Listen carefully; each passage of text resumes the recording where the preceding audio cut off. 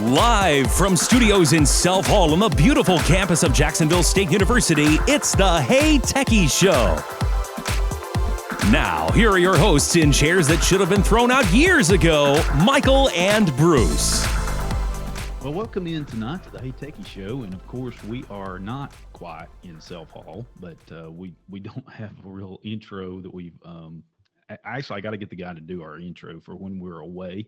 What happens is, in case you're just joining us, normally we are on the radio, and we do this as well at the same time, but we get preempted for university sports, and so that is one of these occasions.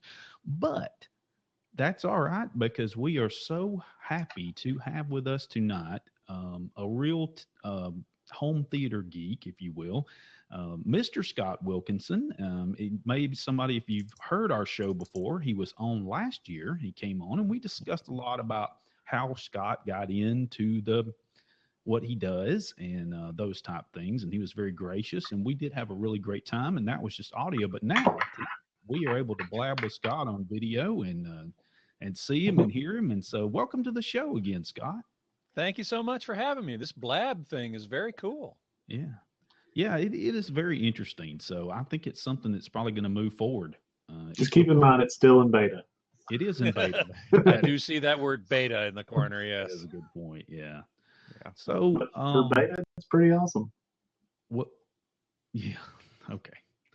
Yeah. Okay, so I asked Scott back 2 weeks ago. He was actually out in CES, and I knew when I sent him the email he was going to say, "Hey, I'm way too busy," but I thought I would get it in because I figured he was way too busy. But it doesn't hurt to ask. So never does. Nope. Yeah. Right, so Scott said I can catch up with you the next week, and then we had an issue where we couldn't. So Scott, how did CES go as far as I know we'll get into more details, but was it what you were expecting?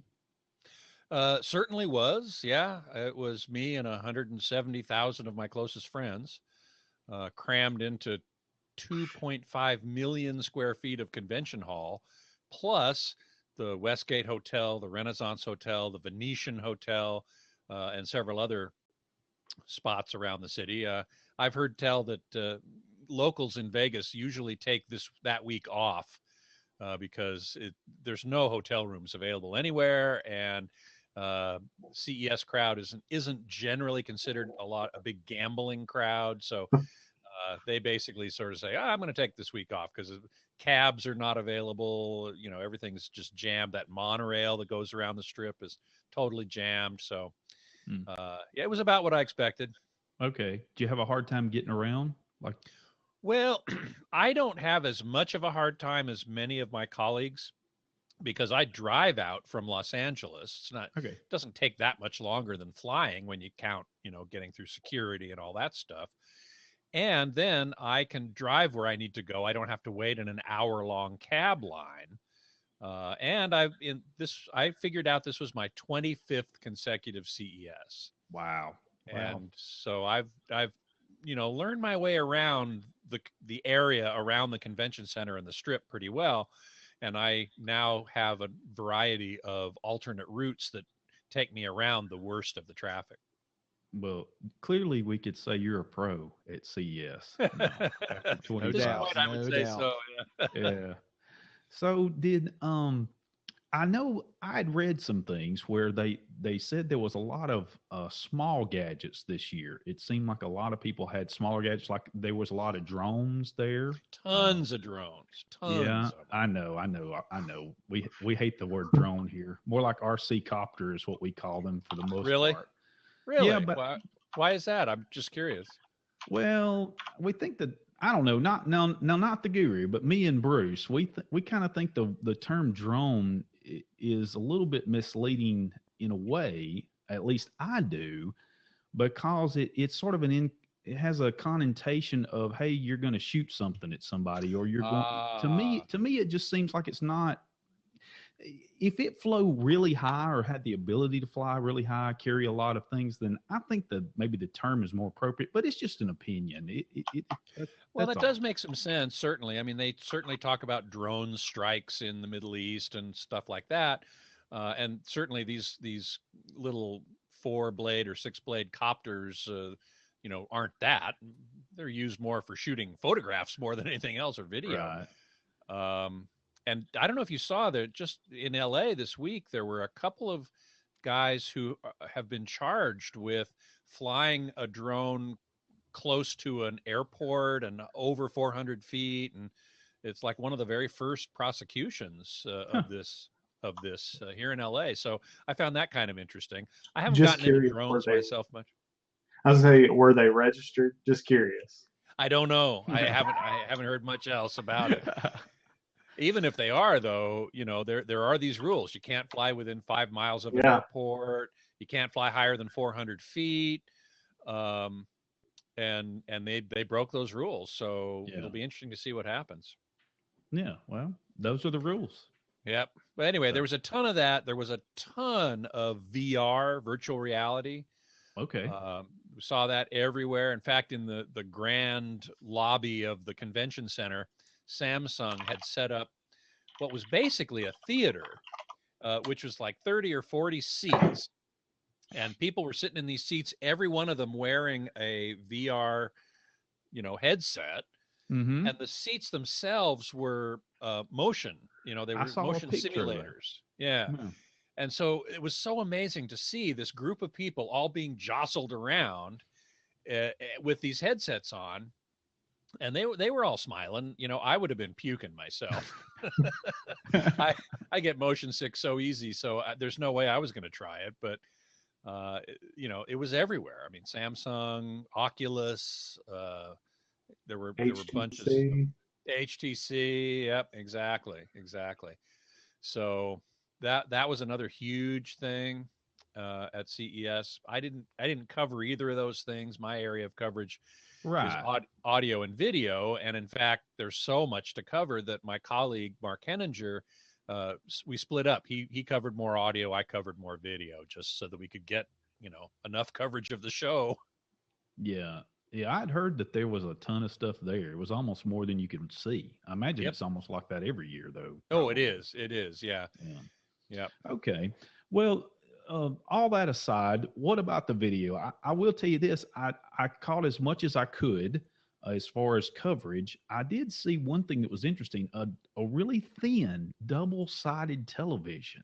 It looked like it was, they showed two things on each side, and I apologize. I don't have the manufacturer, but I don't remember seeing that. Now that's very interesting. It could have been the LG flexible OLED.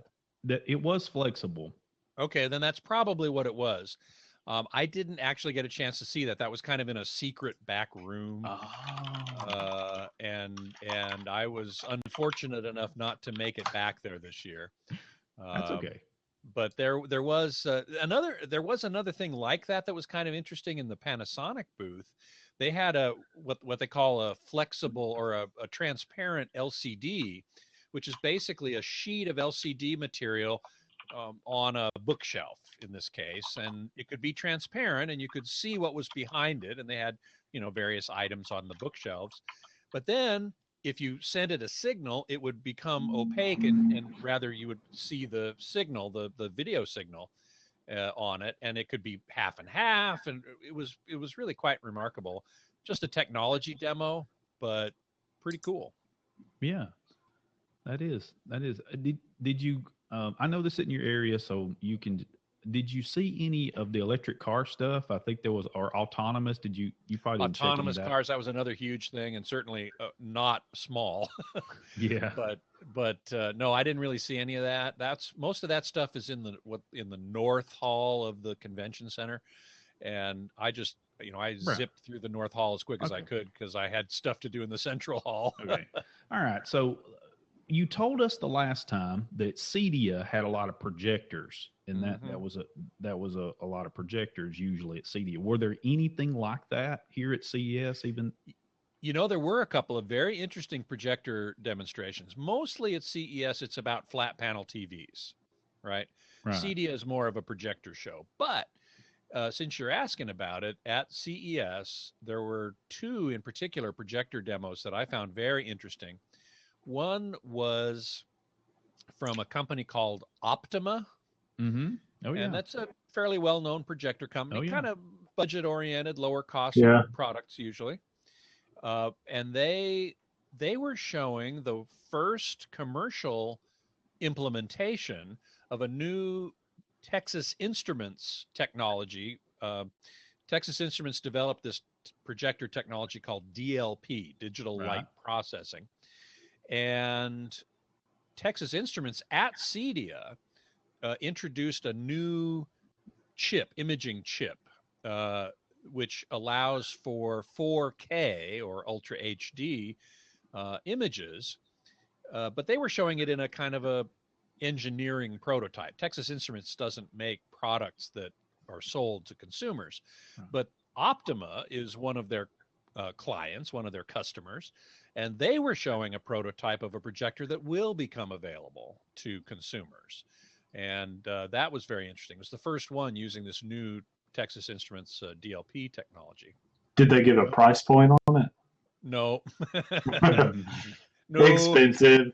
Well, if Optima's any indication, it may not be that expensive. That's true. I mean, it's a new technology, and new technologies are always expensive at first, but it's Optima, and I wouldn't be surprised if it's well under $10,000, and I mean well under. I don't know that. I'm just guessing, but I wouldn't be at all surprised. The other projector that really impressed me a lot was actually over at the Venetian Hotel, where mostly they do audio. There's a ton of audio stuff over there. But here was this company called Wolf Cinema. And Wolf Cinema basically takes the guts of a JVC projector and tweaks it, and they do all kinds of stuff to it to make it their own.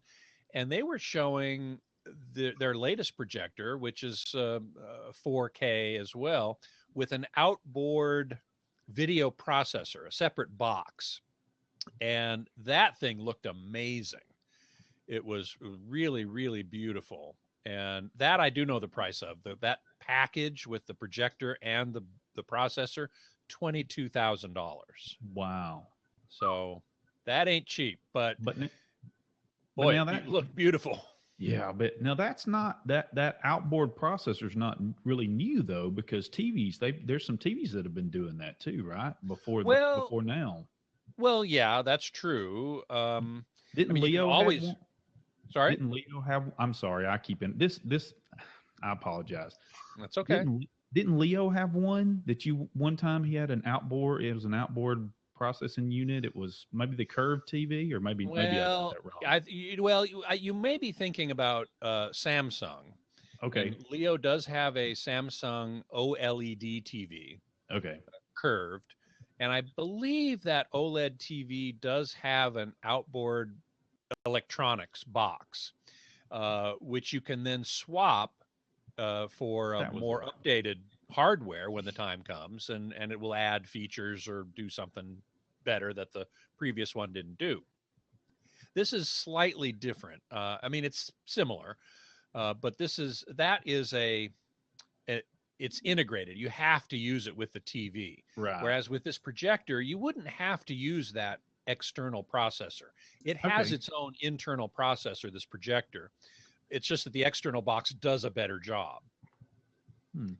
So that's what that's about, and it upscales HD. In fact, I was mostly watching Blu-ray, which is high definition, not ultra high definition, upscaled to ultra high definition by this box, and it did a spectacular job. Spectacular. Wow. Now, speaking of TVs, though, lots of those, obviously. Tons. Tons, yeah. Yeah. I noticed that like you alluded to earlier, the bendable OLED, I think it is, was quite prevalent there. I wouldn't say that. I wouldn't I call that apologize. prevalent. I misunderstood that. Okay. Yeah, no. That was again in that sort of secret back room. They were showing that. Most of what we saw at CES in terms of TVs were not bendable or flexible. But they are getting thinner and thinner and thinner, as TVs are wont to do over the years. And I'm happy to say that LG, anyway, for the most part, has gone away from curved screens and gone back to flat screens, which I strongly prefer. Right. The flat screen. The Yeah. flat screen. Right. Curved screens are fine in a commercial cinema where you've got, a 40-foot wide screen and 200-300 seats. Mm-hmm. That does make some sense, but in a home theater situation, it doesn't make much sense to me. So, I was very happy to see LG, which is the only company really promoting and putting their money behind this OLED or OLED technology, which to me, that was the best looking flat panel picture at the show. No question. I guess most all of them had them calibrated correctly, right? I mean, that wasn't. Well, Did I'm you not so notice sure anything? about that. Okay, I wanted to ask you about that. How you felt about the calibration there? Did you see some that were like maybe a little off? Well, it's so hard to tell in most cases because you're out on this brightly lit show floor, which is very reminiscent actually of a retailer show floor. Like you go into a Best Buy or a Fry's or whatever your electronics retailer is there in Alabama. And you've got these very bright lights, and the TVs all have to be set to pump out as much light as possible. And also they're calibrated so that the white tends to be on the bluish side of things. And the reason is that they want you to attract your eyeballs. And the brighter it is, the more your eyeball is attracted to it. And the bluer it is, the more your eyeball is attracted to it. Right. So that's why they do it on the show floor, on the showroom floor, and why they also do it at CES, because it's these gigantic, huge lights, very bright lights. That's not what your living room is like. Yeah. So it's very hard to judge the calibration of a TV in that environment. So I don't even try. I just look. It's a beautiful TV. I can tell you that the OLED, the blacks are so deep and rich and dark and inky, as we call them. It's really remarkable. Now LG did a really cool thing. At the entrance to their booth, they had a kind of a blacked out area. And they had, I think they told me it was 112 of their OLED TVs in a semicircle and then in a dome overhead. So it was like a temple of OLED. Wow. It was really something. And there you could really see the black level beautifully. They were using them as what's called a tiled display. So it looked like one giant image extending over many, many of these TVs. And that was very, very impressive. Yeah, years ago, projection TV or tube TV rather, they used to do that in some of these concerts and stuff before they got a lot of that. They would have a lot of TVs. Of course, they would have a big bezel between each one, usually a lot of times. Exactly, and it didn't flow like it does now. So yeah. Well, but even now, and even in that example, you did see TV makers are all talking about how thin their bezels are, but they still exist. Sure. So you can still see them. Now, to that point, Samsung had a very interesting TV technology demonstration in their booth. It was a 170-inch television in which they had taken a bunch of smaller panels and basically glued them together without bezels, no bezels at all. Wow. So that looked like a completely smooth, gigantic 170-inch TV that was really, really impressive. Now, could you give us an idea of what the the content of many of the demos are? I mean, I'm not asking everyone, but like, is it landscapes? What is they run the gamut, I guess? It's a great question. It's a great question. Some companies do clips from movies. A few do. More often, though, it's custom shot footage that the company, Samsung, Sony, whoever, LG, went out and shot.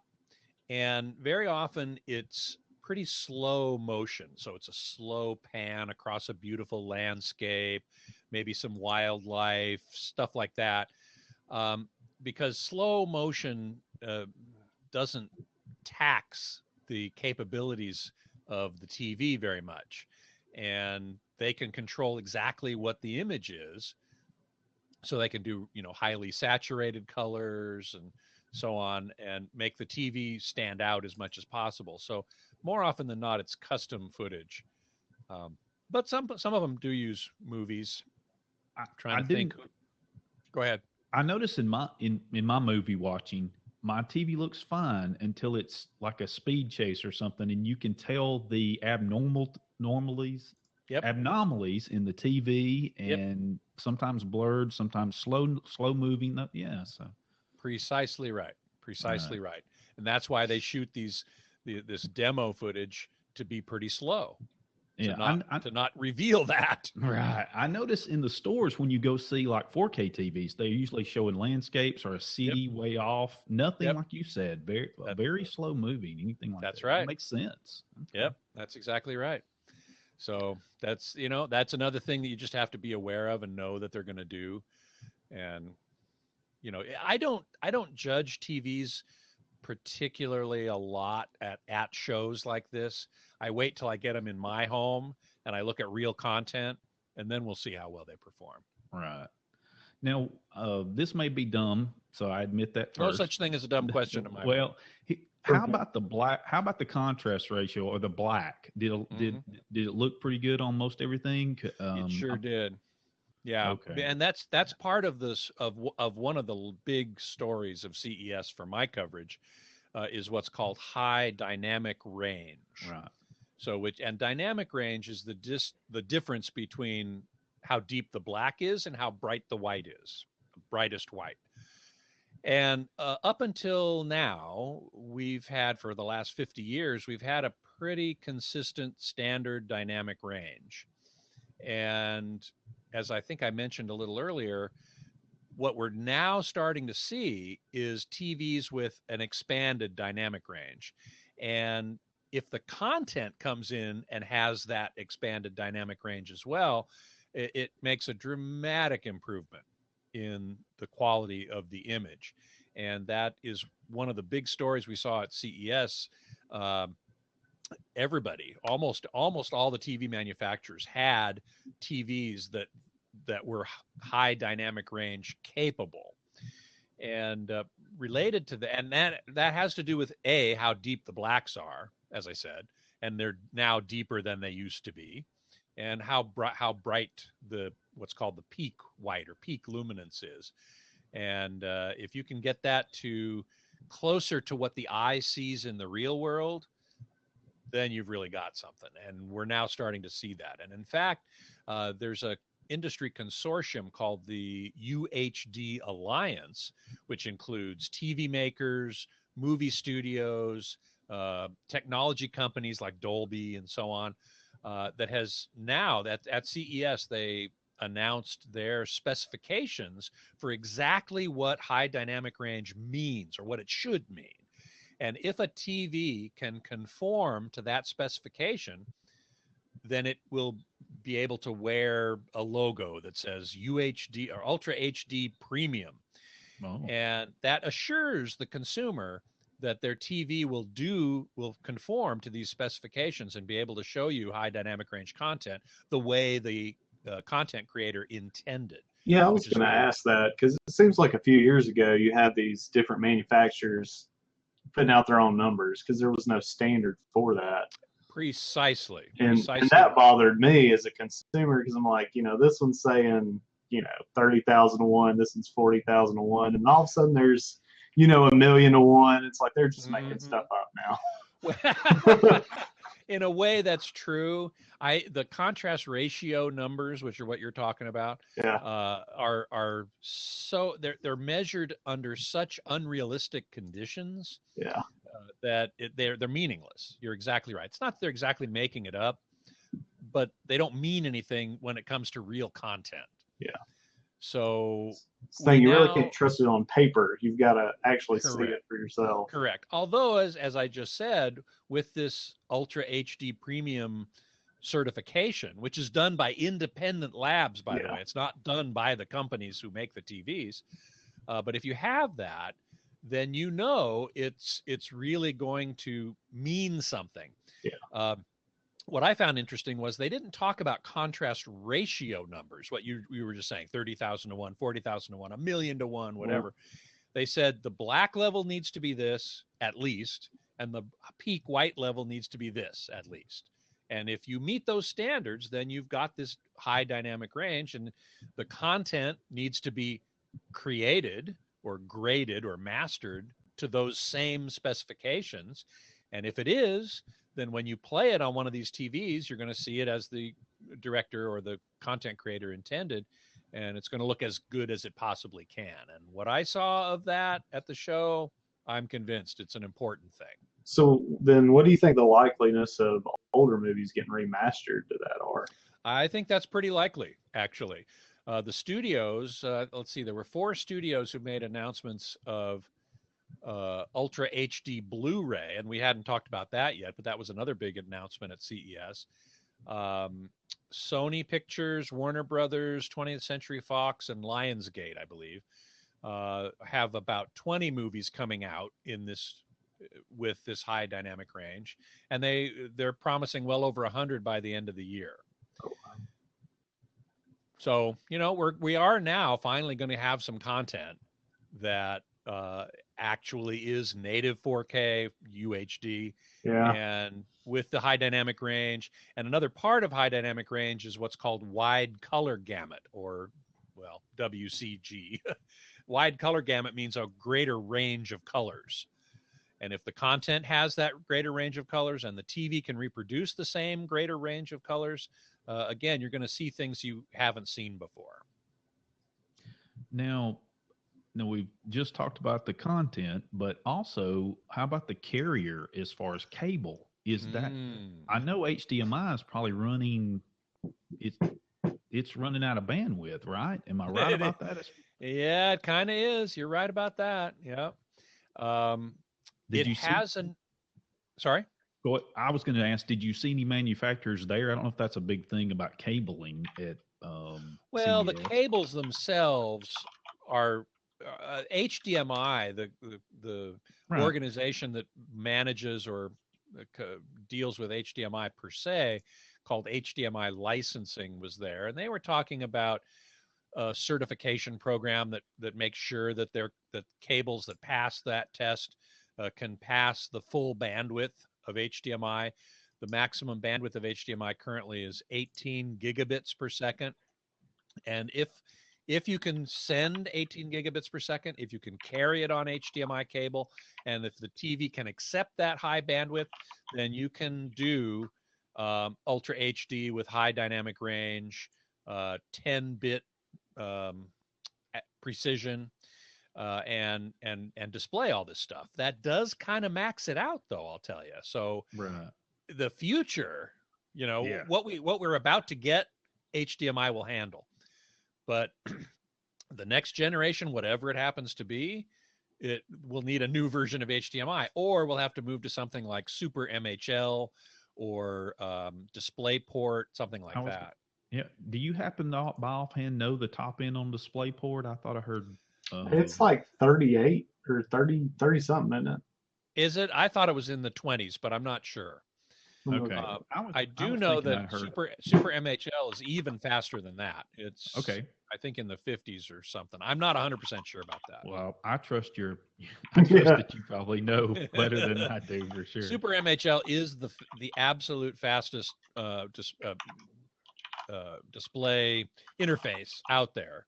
And I really wish more TV makers and Blu-ray player makers and so on would use it for that reason. The good news is that Super MHL and MHL are sort of variants of HDMI, so it shouldn't be that hard. Yeah. Now, what about the Blu-ray? It was the Super HD, high definition range Blu-ray, right? Well, Blu-ray is currently high definition. Correct. But at the show, another big announcement was Ultra HD Blu-ray. And we heard about it last year, but without players, without content, it was really more pie in the sky kind of stuff. This year, there were 3 companies that introduced players, actual players, 2 of which were in the $400 range. Wow. I don't know if you remember when Blu-ray first came out 10 years ago or so. It was the Samsung BDP 1000. It cost $1,000. Yeah. And now the first Ultra HD Blu-ray players are coming out for less than half that. So that's quite remarkable in my opinion. I agree with you. So we got Samsung, we have Panasonic, which didn't announce pricing, and believe it or not, Philips. You remember the company Philips? Oh yes. They were bought. Well, they weren't bought, but a Japanese company called Funai licensed the name Philips to use on consumer products, and they kind of disappeared for a couple of years. Well, at CES they were back with a vengeance, and they had TVs and they had an Ultra HD Blu-ray player for $400. Which will come out sometime this year. I don't know exactly when, but when you pair that with the studios announcing Ultra HD Blu-ray discs titles. That, as far as I can tell, aren't going to be that much more expensive than current Blu-rays. You really have something. Okay. I'm wondering if they are going to be putting more data on that disc than the current one. Wouldn't they have to be? Would it have to hold more data than it currently does? Absolutely. Yeah. Ultra HD Blu-ray discs can be, I think it's 2-layer and 3-layer or 3-layer and 4-layer. I don't remember exactly, but I do know that the capacity, there are 2 different capacities. One is 100 gigabytes and one is 166 gigabytes. Wow. And that 100 gigabytes is twice what a current dual layer Blu-ray can do. That's 50 gigabytes. Yeah. So yeah, they need more space, no doubt about it. And the bandwidth, the data rate off the disc is also much higher as well. I think it's current Blu-ray is 40 gigabits per second, or megabits per second rather. And I think Ultra HD Blu-ray might be in the 100 range. So again, about twice as fast. So I know you said you covered more video, but maybe, just maybe, you got a wind of the Atmos stuff there. I think I saw where Samsung had a bar, some kind of sound bar. They do, and Yamaha does as well. I heard that was going to have Atmos sound. It's quite remarkable, actually. Okay.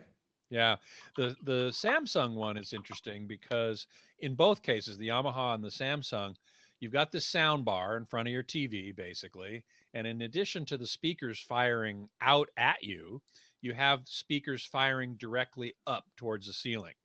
And the purpose of that is the sound goes up to the ceiling, gets reflected back down, and you hear it as sound coming from overhead, which is the whole point of Atmos.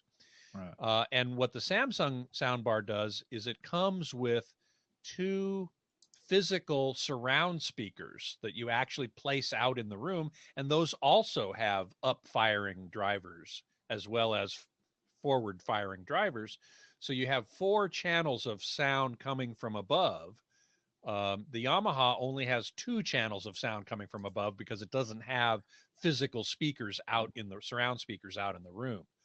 But I didn't hear the Samsung, actually. I did hear the Yamaha, and the effect is great as long as you have the right kind of ceiling. I was going to ask you, beat me to the question. I was going to ask you about that. Yeah, I was thinking about that. You would really probably have to have some type of acoustical ceiling of some type that would be advantageous to have that effect. It has to be somewhat reflective. It has to be flat. It doesn't work very well with, cathedral ceilings. You have to have a pretty flat ceiling. You can't have a lot of acoustic tile on the ceiling or it'll absorb all that sound. Sure. So you have to have the right situation. But if you do, Atmos really improves the immersive aspect of watching a movie tremendously. Right. It's really wonderful. As long as the sound mixer, the guy or gal who put together the soundtrack, made use of it effectively. Right. And that's another issue too, going Yep. forward. No question about that. Yeah. Yep. Okay. So did you get to go to any keynotes at all? No, I didn't go to any keynotes. I didn't. I was kind of amazed, to tell you the truth, that the CEO of Volkswagen gave a keynote. Yeah. And Well- I heard that it was standing room only, man. Everybody wanted to be there. And all the questions, of course, were, about this scandal that they had. Oh, sure. So But I didn't attend it myself. He was brave enough to show up. Huh? Wow. Amazingly brave to show up, show his face to all those people who bought those diesels, who thought they were being environmentally conscious, and instead were polluting 3 times more than they thought they were. I would like to have heard the Netflix. But what happened was I was going to try to watch it, but it never would. They kept having this constantly rotating picture, and it was what it was. It was like a GIF of some like a giraffe in a car or something driving by. It was, but it kept saying Netflix will you'll be joining it shortly, and it never did work. Of course, lunch was over and I had to go back to work. But I really wanted to hear. I never did get to hear. Comcast was slowing them down. Yeah. Show. Well, the big Netflix announcement was that they started their service. They added their like 130 countries, right, to the countries that they serve, and so that was huge news. But the other news that I just became aware of a couple days ago was that Netflix is now trying to block people from using VPNs, virtual private networks, right? Yep. So what's odd to me is that Netflix, what they offer to us in the United States isn't necessarily the same as what they offer to somebody in Australia or Canada or someplace else, some other country. And so what people in those countries do is they use a virtual private network to pretend to be in the United States so they can get the US content. And now Netflix has kind of gotten wise to that, and they're trying to thwart it in one way or another. And there's always ways around it. But I just find it interesting that why don't they just offer everything the same to everybody? I don't get that. Well, part of that's their agreements with the content providers. I suppose, yeah. And Netflix has kind of came out and unpublicly said that they're doing that just so, to go under the radar of that, but they're going to do their best to do it just so they're meeting those agreements. But they're pretty much still going to allow it. Yeah, I mean, I don't see how they can really avoid it. It might take the consumer a little bit more effort and or money to get around it. But there's always a way. There's always a way. Yeah. We covered this last week actually on the show. And, there you go. Yeah, we sure did, Scott. And I read something that I did not know. In Canada, the Netflix in Canada, they actually stream some things that they don't stream here. Yeah. Oh, really? For instance, they stream The Good Wife, the current show, and it's not here in the United States streamed. So people were doing that to get it from Canada, from the United States. They were getting to Canada. Wow. Yeah, and that's another thing that they're trying to shut down. But I thought, and Bruce and I have talked about this, they have not explained how but they haven't alluded how they were going to do this, how they were going to accomplish this. Nope, it doesn't seem like anybody's got any kind of clue that I've read exactly how they're going to make this work. Well, part of it's they're going to. I was going to say, part of it's they're going to use known IPs of like these major services. So, I mean. Exactly. That's what I read too. Yeah. So everybody may be, the small guys may get more money. Yeah, or you can establish your own private VPN. Exactly. So, there are ways to do it, but it might cost you more or whatever. And one article I was just reading said it isn't for the faint of heart. It isn't for the casual user. You got to know a little bit about what you're doing with computers to. Yeah, that's my thing. It doesn't seem like it's that huge of an issue to. Doesn't to me either, but And you'd think these content providers would be happy that people are wanting their material. Exactly. That's what I think. I mean, they're paying for it. Yeah. Consumers are paying Netflix. Netflix is presumably paying, CBS or Sony Pictures or whoever. And so the more people who watch, that's got to only be good for everybody. Yeah. Yeah, well, So, cutting the don't know about cable is going to be the thing that happens over the next many years. I mean, Mhm. people are going to be cutting the cable quite quickly. I think Yep. once they, Yep. I think it's only going to happen sooner. Actually, I agree. I agree. yeah. That was And if another thing at CES. We saw some demonstrations of over-the-air Ultra HD broadcasting. oh Uh, wow, this is done by at least in this country, in North America anyway, by the ATSC, Advanced Television Systems Committee, which is in charge of the HD broadcasting that we have now. But they're also developing Ultra HD broadcasting, what's called ATSC 3.0.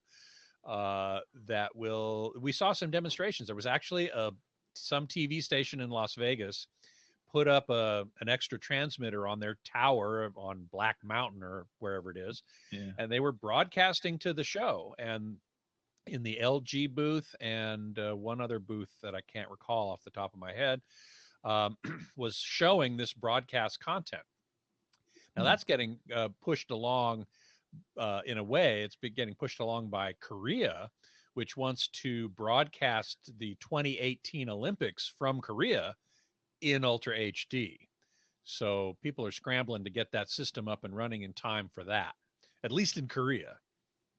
Now you can correct me, obviously, if I'm wrong here, but it looks like to me that wouldn't go as far. The waves wouldn't travel as far, right? We'll I repeat don't it. think I don't think I don't think that's correct. Okay, good. In fact, I was thought just might. talking on my podcast today. I was talking with Brian Markwalter, who is one of the senior VPs at the Consumer Technology Association, and I asked him sort of the same question related to, well, maybe do we need a different kind of antenna? And he said, no, it's using the same spectrum as we currently have now. So it'll work just the same as what we have now, because it's basically using the same spectrum that's getting reallocated and redistributed and auctioned off in different ways by the FCC. So it shouldn't be significantly different in terms of distance that it can broadcast or type of antenna you need or anything like that than what we have now. Okay. All right. Nice. Appreciate it. Yeah, good. All right. See, this is the kind of things you learn from Scott. So, hey, we did have a question that popped in from one of the listeners here, and Sure. they were curious about a common man's way of calibrating a TV. Is there a disc to buy, or? Sure. Yeah, there's a couple ways to do it. I'll preface it by saying that in the future, calibration is going to be different because of this high dynamic range, wide color gamut that we were talking about earlier. But for current TVs, there's a pretty easy way to do it. And I basically look at it in 3 steps. The first step, you don't need anything. All you need to do is go into the TV's menu. All TVs have a menu, and all TVs have a picture menu. They have a picture menu, an audio menu, setup menu, other things. Go into the picture menu. There will be a control called mode or picture mode. And it could be set to vivid or dynamic, which is not what you want.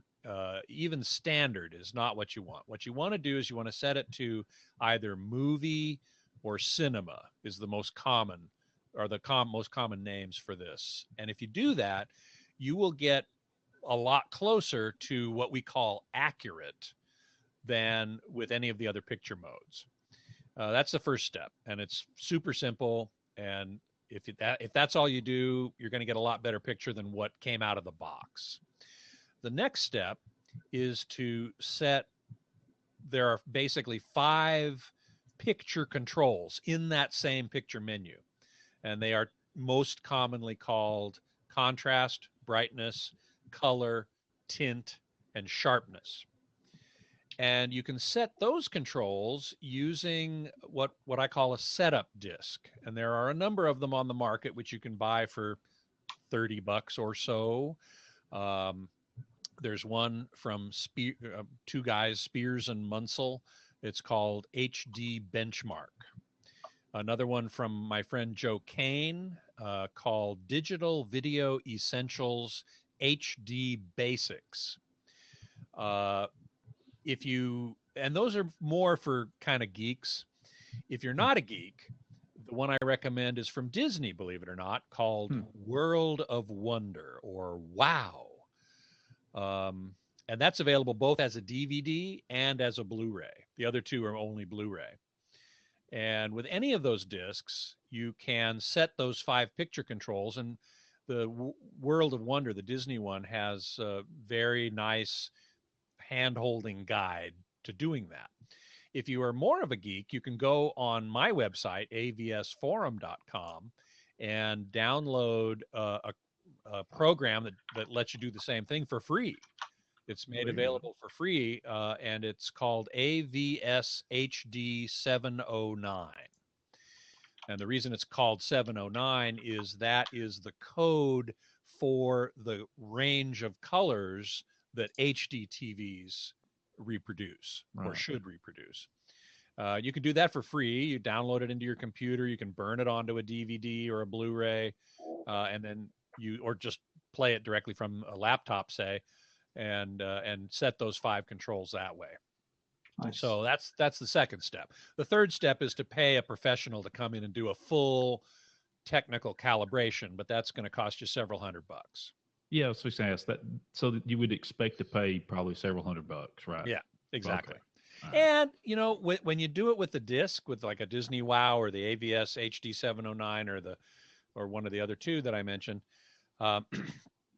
I generally say you'll get 70 to 80% of the way to the absolute best that TV can do.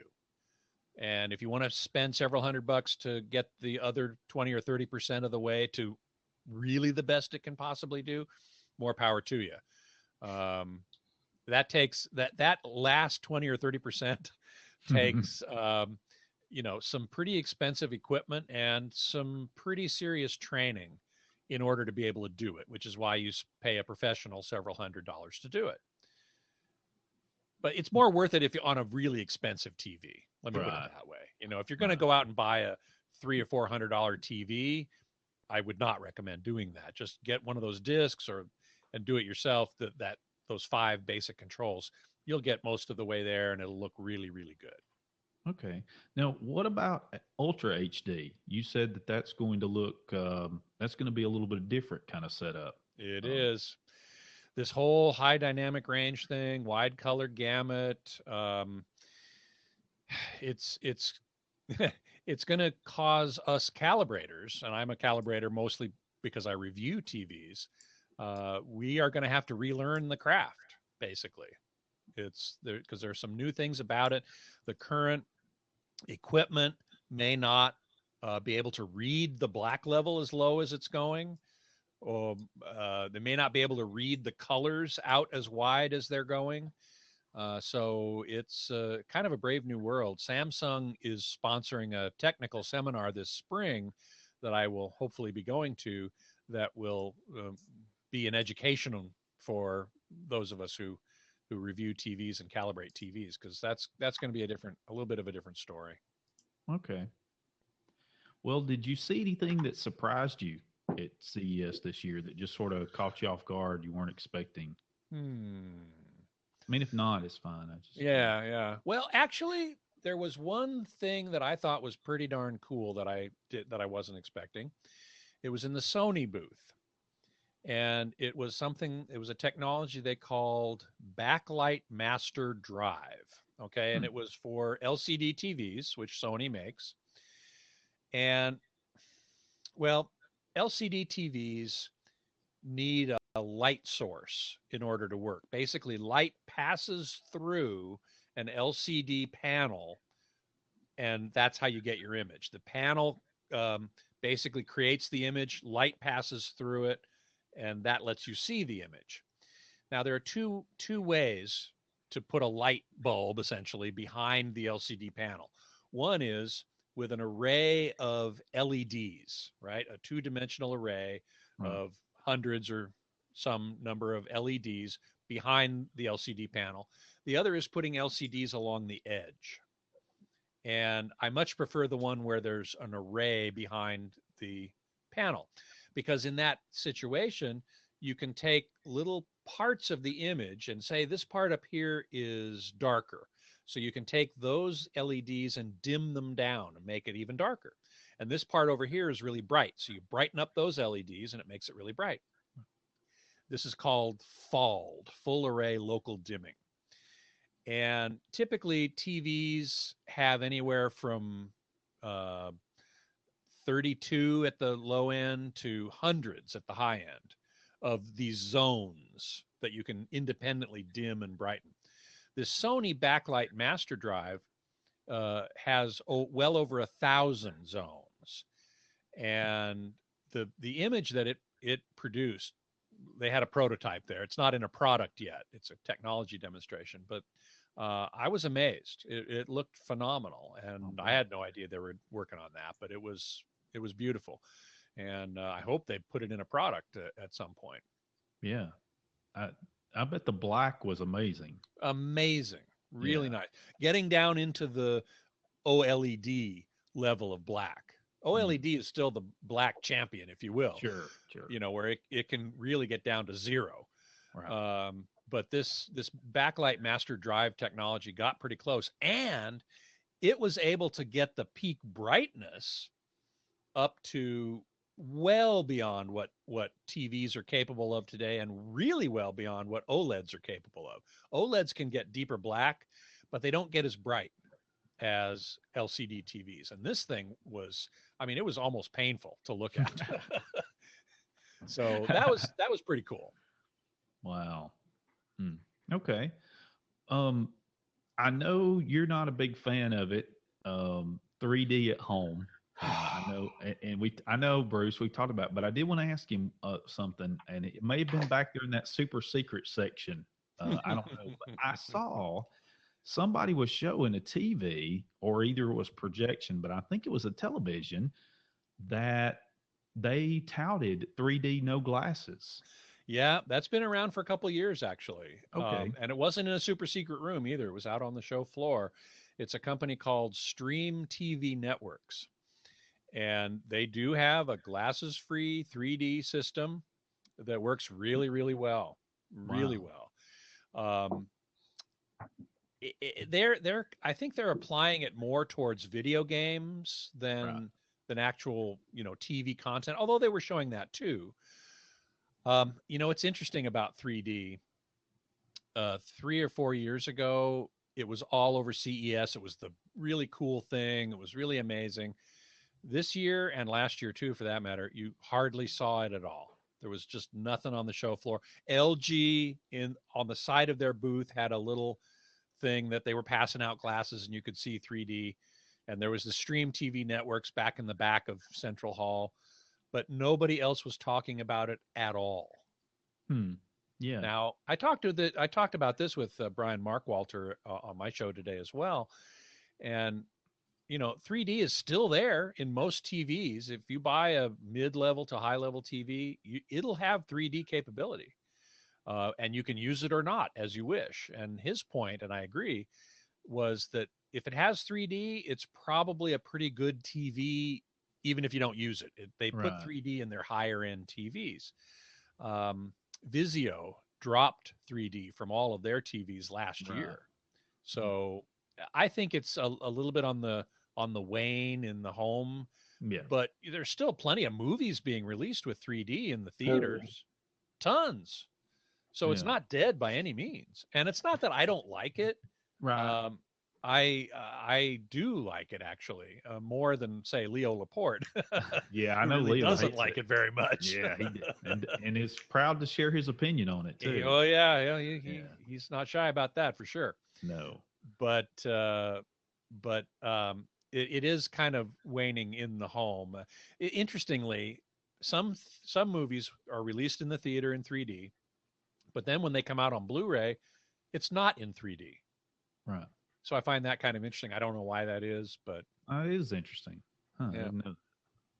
But you're right. Now that I think about it, that's right. Yeah. Yeah. I don't actually get to see too many movies in 3D. I did get to see Star Wars around here in 3D. Hmm. Now we don't have any kind of Atmos audio in the neighborhood here, but the 3D was really amazing. Yeah. Actually, I thought they did a really good job. It wasn't cheesy. They didn't like have pokey Yeah, stuff poking you in the people's eye. nose. Well, they did one time. It was really amazing. It was the big Star Cruiser that looks like a triangle, and it almost looked like it came into your eye. I mean, it was really, you look like you were really close up on it. So Yeah. that was a neat shot. Yeah, yeah.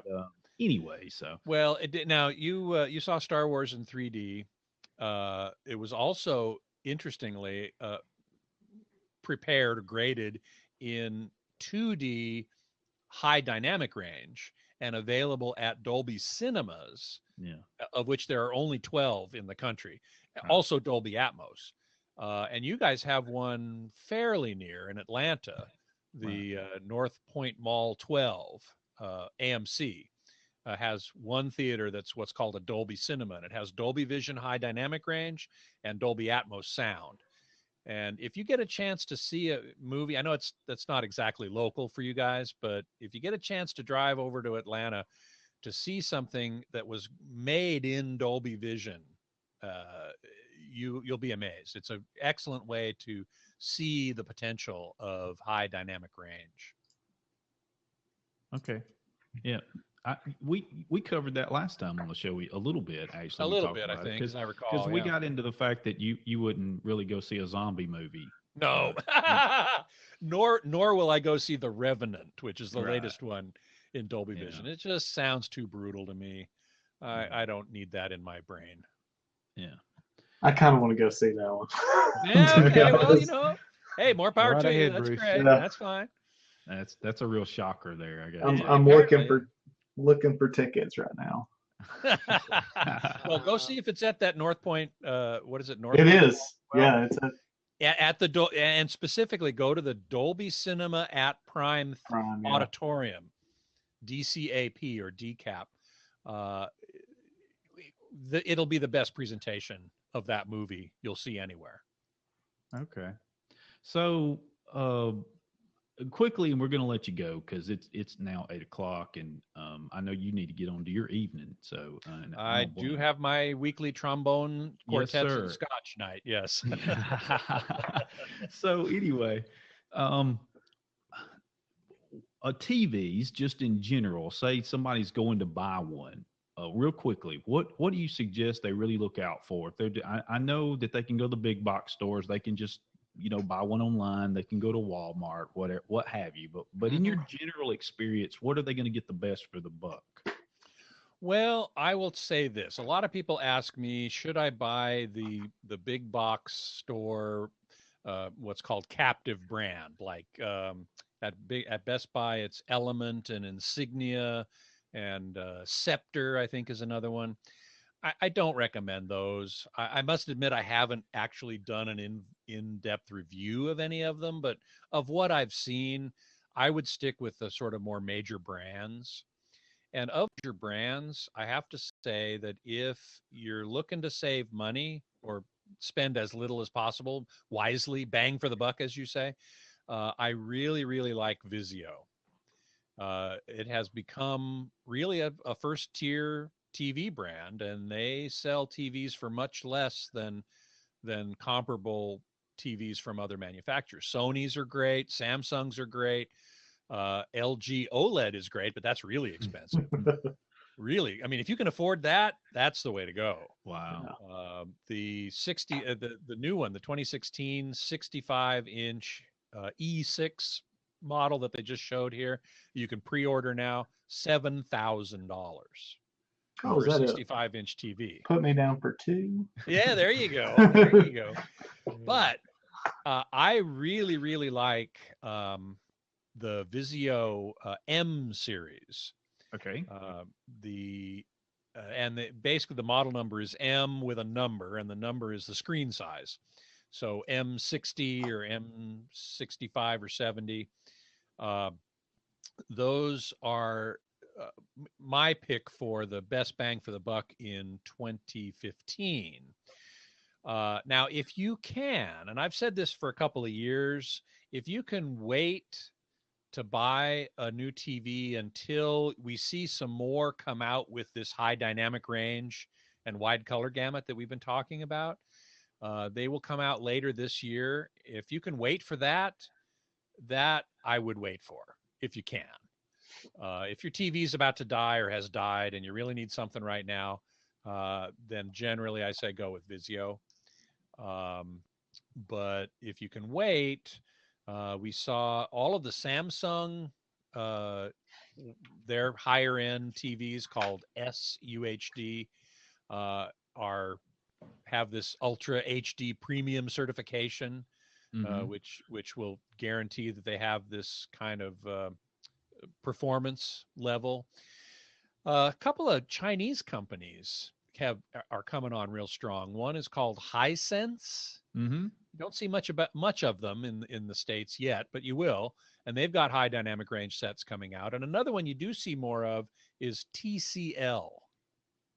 And we will see some really nice high dynamic range capable sets from them this year.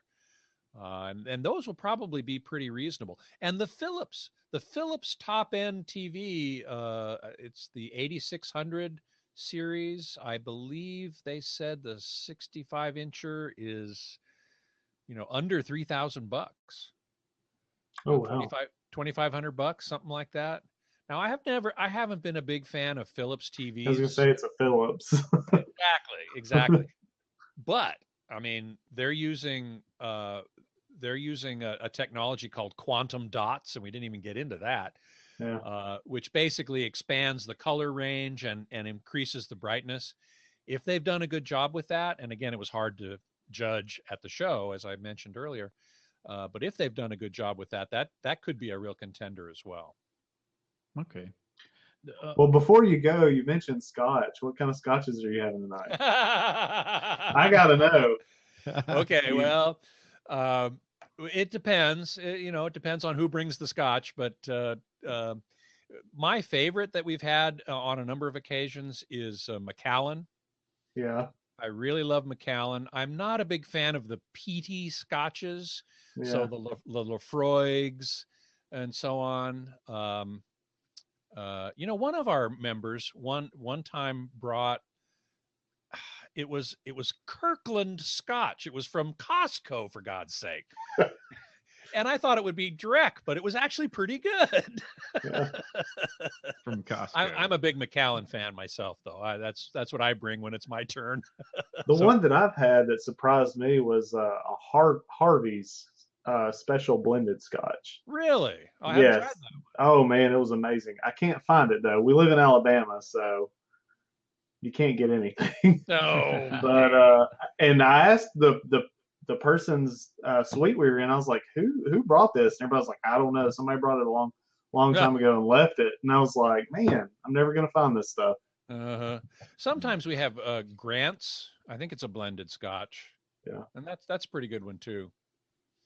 Okay. But yeah, we drink some scotch and we play some trombone quartets, or maybe not. I was fixing to ask, how does that go with play? Well, I mean, we think we sound pretty good by the time we've had a glass or two. Yeah. We're amazing. We should start a band. Exactly. Get the band back together. Yeah. Yep. Oh my goodness. Well, Scott, we really appreciate it, buddy, a lot. And hey, my pleasure. Thank you so much for hanging out with us for a little while. And I do want to. Yes, sir. And I do want to ask you one other thing. I think there is something else you blow too, and that's the shofar. I do. I blow the shofar, which is the Jewish ram's horn trumpet. Right. When I was studying it with a rabbi, he said, "This is the oldest musical instrument in the world." And I said, "Really? What about the didgeridoo?" And he said, "What's that?"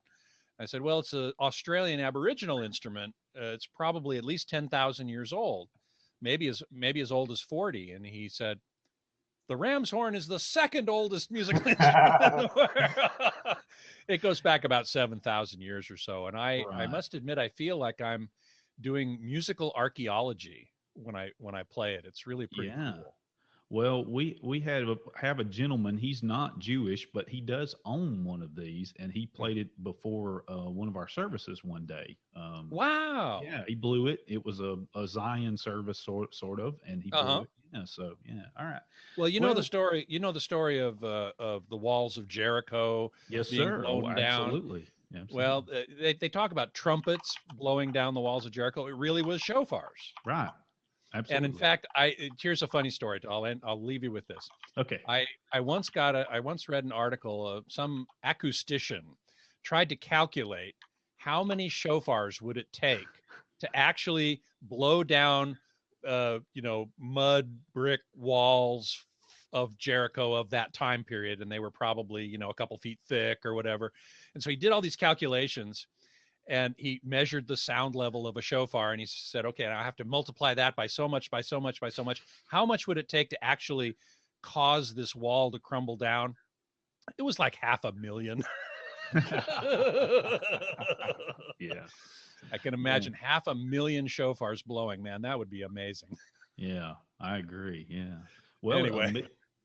and too, 1 million people crossing the Jordan on dry land too. So Exactly. quite the miracles that. in Yeah, the quite Bible, the but- miracle. Yes, Quite sir. the miracle. No Well, doubt about thank it. you so much for joining Yes, us thank from you. California. Yep. Thanks so We- much.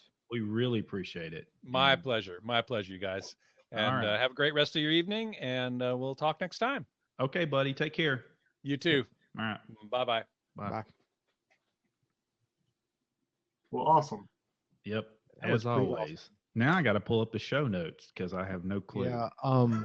While we're resetting, let me change the battery in this recorder because it is almost dead. Yeah. So, Okay. We're gonna stay on obviously till 8 o'clock, till 9 o'clock, our normal show time, and we're gonna cover our things like we normally do, and hopefully get into some hacks. Maybe I noticed there was a couple of things. We're going Yeah. over hacks. Well, I think I saw some.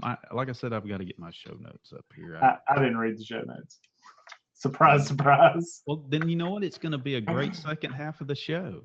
Because if you would have read the show notes, it wouldn't. I don't think it'd have been that good of a show. Yeah, well, honestly, I never read them. No, All right, we're good to go. yeah, we're back recording again for our Okay. dose. for our dose. And Michael, just as a side note, I cannot get my levels to balance. So if you use this audio source, you're gonna have to play some Okay. creative audio editing. Sorry. Okay, Or that's you could okay. you could use the Blab audio. It'd be just as good. Right. Yes, it would. In Be. mono. Yeah, well, that's okay. I mean, it's just a podcast. right. yeah. I've exactly. tried and I cannot get It's it to fine. balance at all. And I run this fade either way, and it's just a cheap mixer. I'm sorry. Well, Bruce has left the building. That's all right. Well, I appreciate all those that are here, and I hope we were able to answer some of your questions that you might have had. He's always a great guest. I mean, I've listened to him talk to all kind of people from obviously all over the world, and he knows so much about his field. I almost feel inept at times trying to talk to him because I don't know if I have a smart enough question to ask him at times because he has so much knowledge in that brain of his.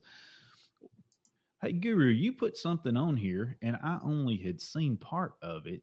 The worst passwords of 2015. Yes. Did you I see found that? this? I found this I did article the not. other day. I was telling Bruce about it during the pre-show, but I can guarantee you none of my passwords made it on there. there's a company called Splash Data.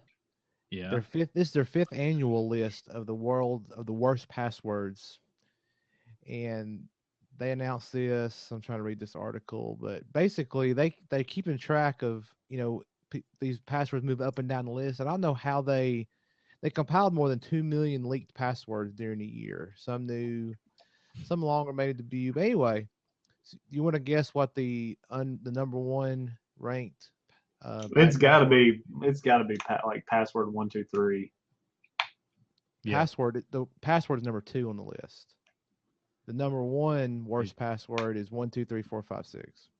Well, I think those make the top list every year. Bruce. Yeah, those 2 are unchanged. But here, we'll have a link in the show notes. But like, it's got like the change from 2014 to 2015, and 1, 2, 3, 4, 5, 6, and password are still number 1, number 2 from 14 and 15. But some other ones, People never get it. you can look at the whole list, but there's several on here like QWERTY, IOUP, UIO. Basically, the top row of your keyboard was one of them. What do you think 25 is, Bruce? If you had to guess, I mean, Yeah. I know that's a The number. last one? No. Oh, There's wait. more of them than that. Oh, I thought you said top.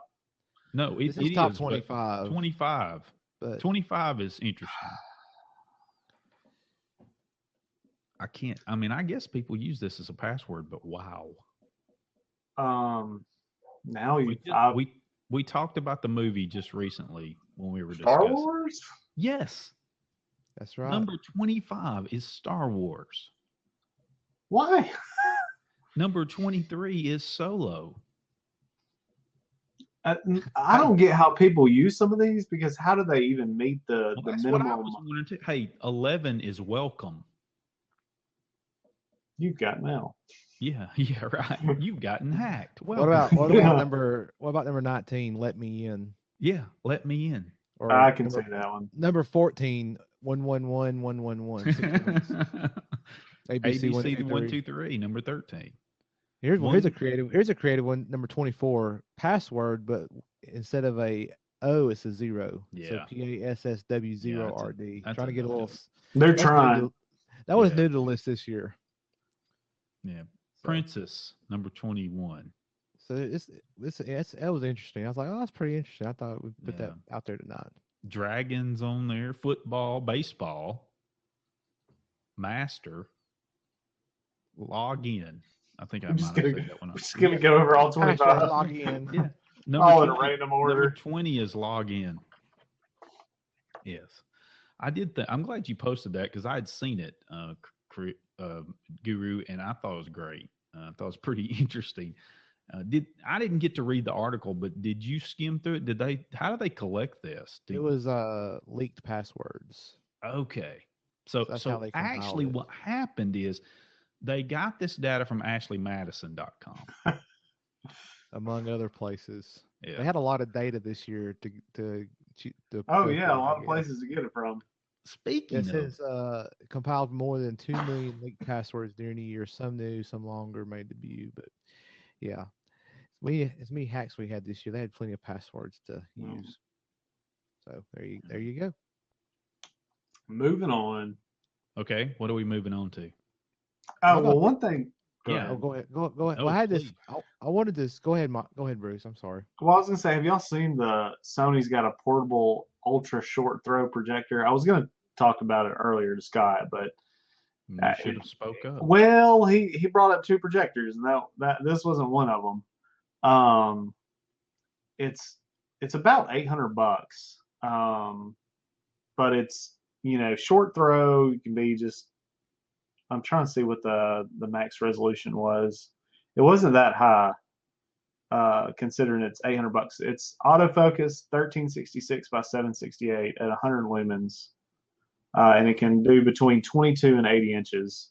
Basically, you, Just 100 lumens. Yeah, just 100 lumens.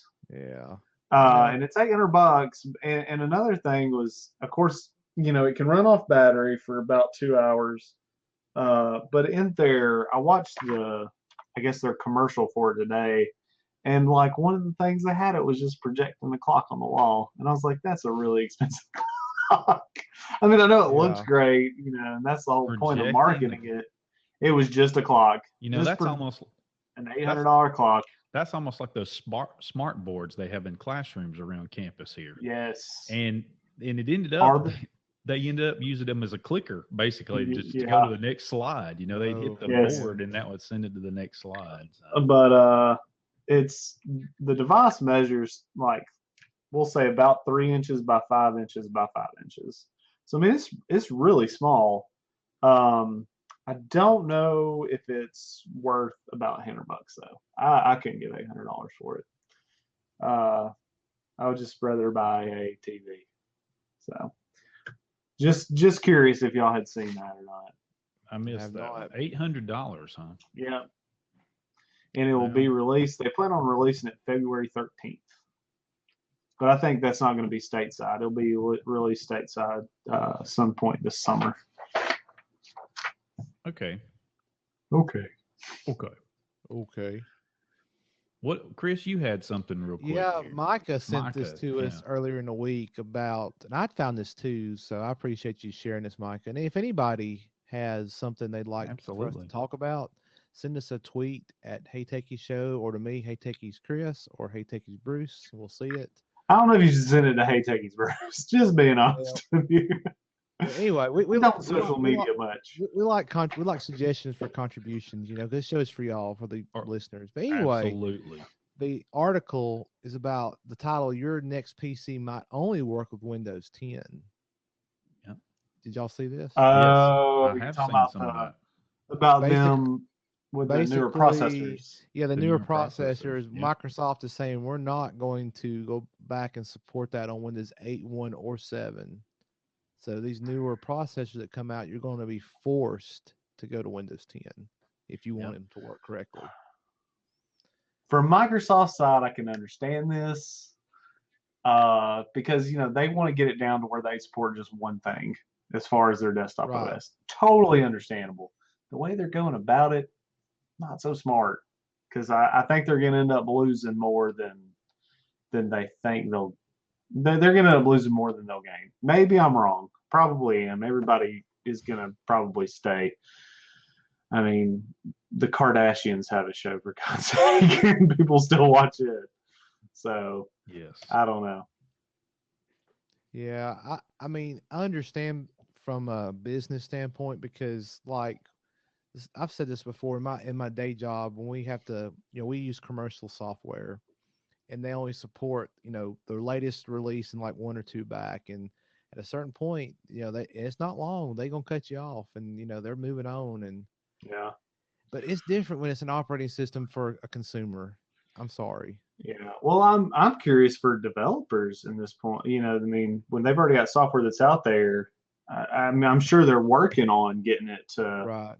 to be compatible And- with 10, but And you bring that up because there's one piece of one system I support, and the software is a Windows only client, and it is currently not certified on Windows 10. It works on 7 and 8. And I even followed up with the vendor this week asking about that because I know more and more Windows 10 PCs are going to start cropping up.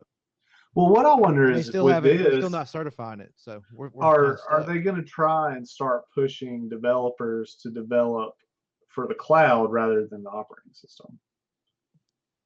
I think the cloud has a Yeah. purpose in some respects. I know the Azure stuff is getting big with Microsoft, but there's still desktop software that's, it's just, you got to have it in certain applications, in my I opinion. mean, yeah, but to some extent, I mean, maybe they're trying to force developers to start doing that.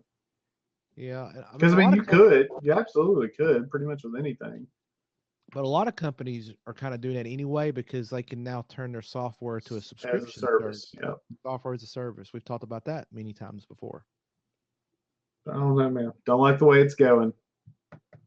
Did Go you, kicking and screaming.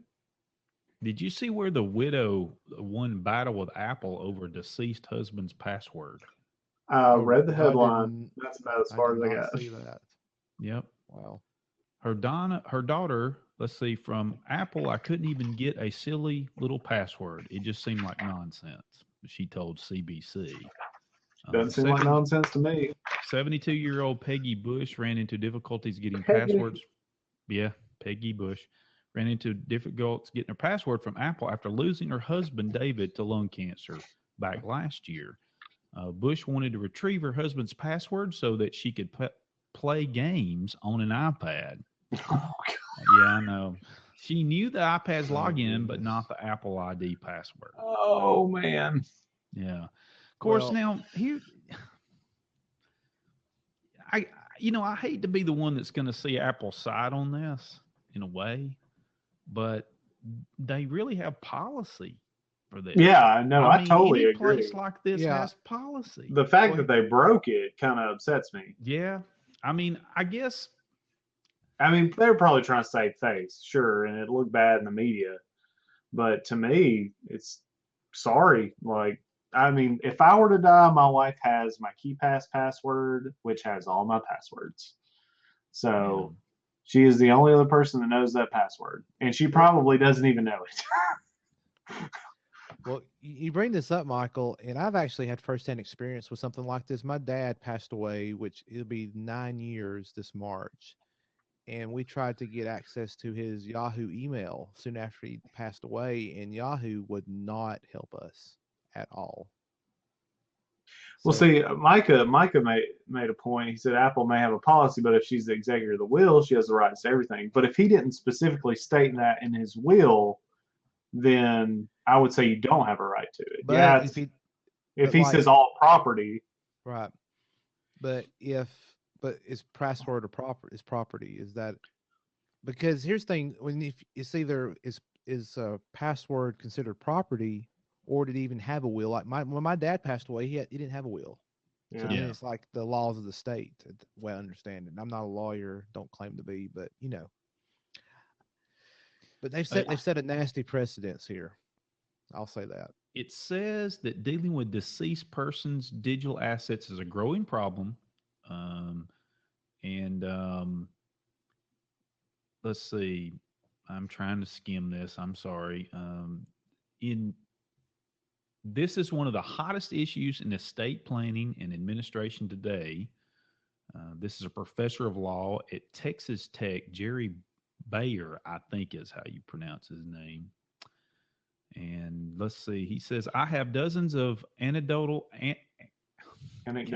I know the word. I can't pronounce I know you it. did. Anecdotal stories of similar problems in the U.S. This is a type of property that 20 years ago wasn't an issue, So it's a problem, no question about it, obviously, but I don't see that it's going to diminish unless there's some policy that, like, for instance, down here last year, Facebook announced that it's letting users select a legacy contact who can manage their account on the social media site when they pass away.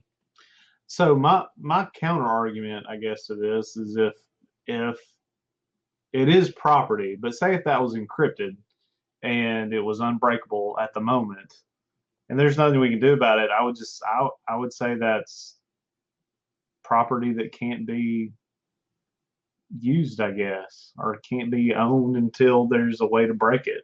It's just, I mean, yeah, I know this is just a password, but I think this breaks into bigger things. See, so Micah agrees with me. Encrypted is something else.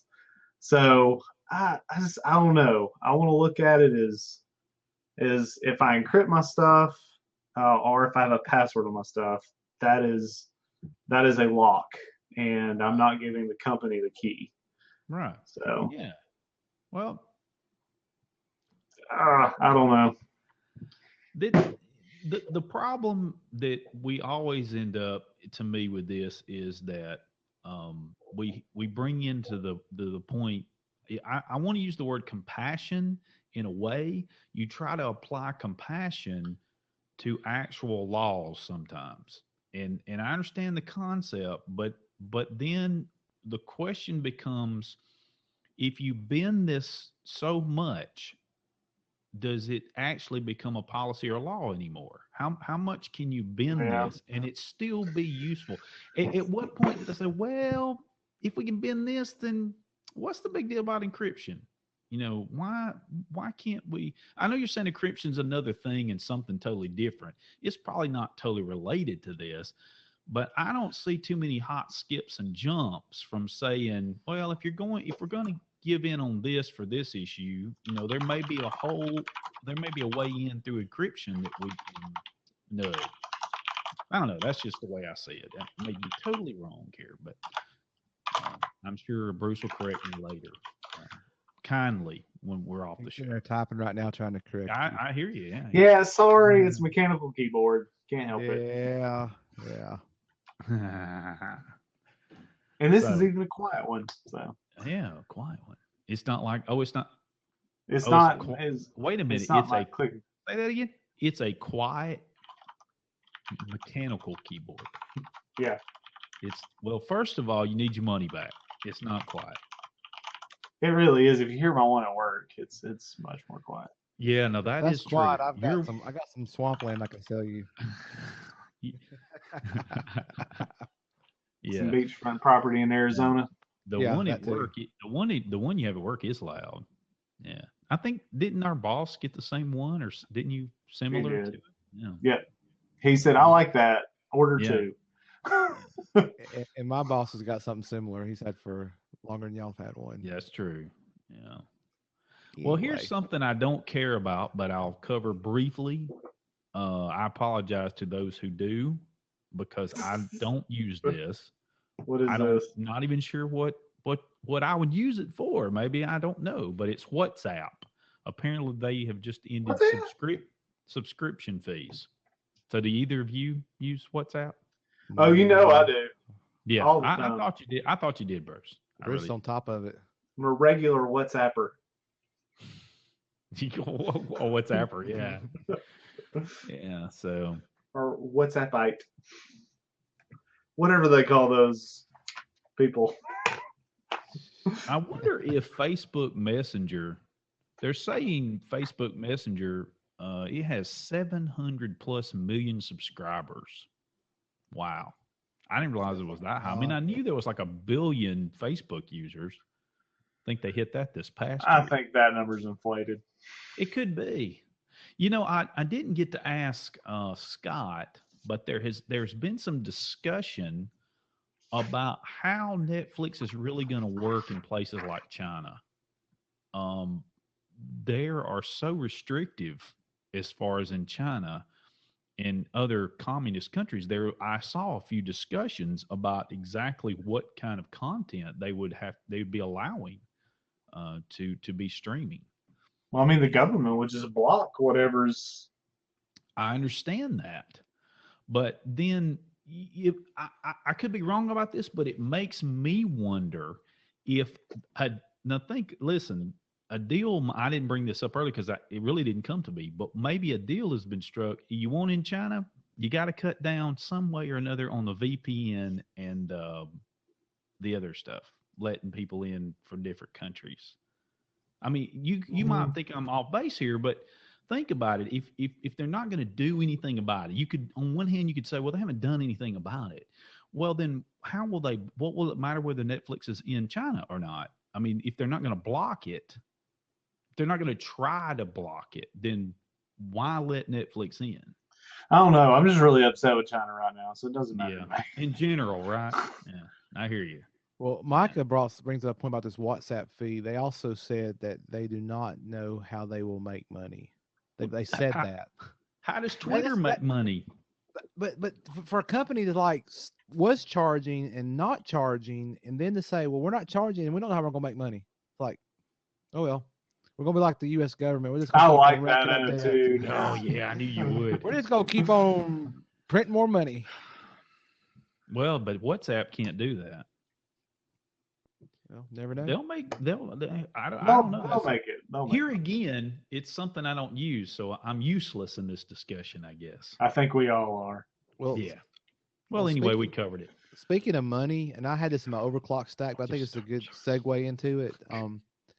Forbes released its list of the 10 companies with the largest cash piles. Did y'all see this? I did. We know who's number one, so it doesn't matter. I've got out of the 10, 6 of them are tech companies. So I'll start with the lowest on the list. That was a tech company, which was number 8, Qualcomm. They have $31.6 billion. Yeah. At war chest, I guess you can call it. Number 6. I feel like we just went over this. I don't think we did. We did last year. We did cover some of these last year, Bruce. You're right. Okay. But go ahead, Guru. I think this is an updated list. Yeah. Number 6 is Oracle. They have 44.7 billion, not billion with a B. They're all billions. Number 5 is Bruce's favorite, Cisco, 53.0. I never said they were my favorite. I just said that. And then the top 3 are all tech companies. Google, 64.4 billion. Microsoft at 90.2 billion. I don't see how that's possible for Microsoft. They got a lot of cash, and they're probably burning through it too. But yeah. I think all these increased from the prior year. But anyway, Apple was number one, of course, with $178 billion in the bank. So since we're talking about money, Yeah, where's yours? huh? Where's my- yours? Since we're I talking have about no money, idea. where's yours? So this is pretty interesting. Dish Network is possibly going to be fined up to $24 billion. Oh wow. Saw that. Billion with a B. They'll probably end up getting out of it for like 6 million. This is ridiculous. So this all deals with telemarketers Yes. failing to heed the no call list. It's really how they came up with 24 billion, considering there was 55 million calls that were made. Maybe those are the same people they can only find once for that phone. I don't know. Hmm. But so a trial is going to decide whether Dish is liable for its conduct of its contractors. But Dish is only worth 22 billion. So they're actually going to get fined more than what they're worth. But my thing about this is probably going to be like $10 million is all they're going to get fined. They'll see this as a cost of doing business. They'll go up on some fees or on the subscription, make the money back that will stick forever, and they'll just make more money off of this. So the consumer is lose-lose. Hate Dish. The only thing Dish is good for was that for a while their Nagravision stuff was easily decryptable and you could watch every single channel. Well, of course, you and It I could know. still be. I don't know whether they're doing any practices because that would be called illegal because I don't know much about that story. I'll say this for us, Dish is a good fit for our family at home. I haven't had any issues with it. I don't watch a ton of TV. Now, what I mean by that is I don't have any of the big HBO, none of the pay channels. If there's a free weekend or something, we might catch something that comes on those.